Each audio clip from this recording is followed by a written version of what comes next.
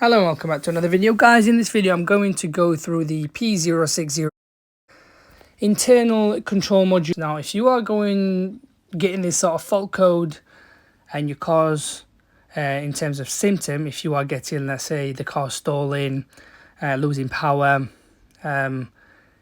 it's not turning on when you are turning the key. These are the sort of symptoms, and that's related to that fault code as you saw earlier on the screen. Now, if you are getting these sort of things, there's a few things you can look for to eliminate and to get to the bottom of it and fix it. Now, you can start off by checking the wiring, so making sure that there is the correct voltage, because you've got to remember the ECU consists of various different things, and there are different modules that kind of send message to the ECU. So for example, as an example would be the fuel pump. You've got to check the wiring harness from the fuel pump, or even from that cable in there, and just checking them one by one to see they are getting the right voltage. And if they are, happy days. You move on to the next step and you are checking the pins to see if they've not corroded. Once you've checked them, they're all good.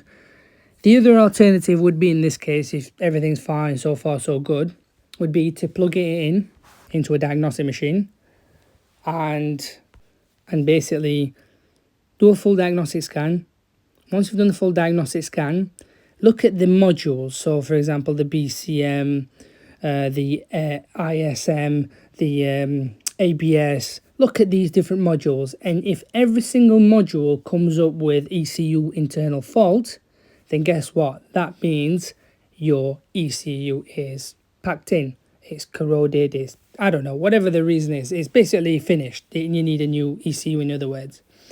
Now, the way to go about this would be, there's two different ways that I know.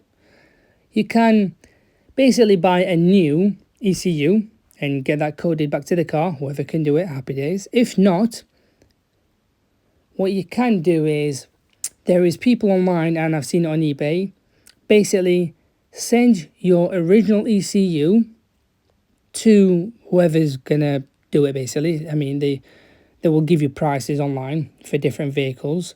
So, for example, it'll probably work out 100 plus for this cloning.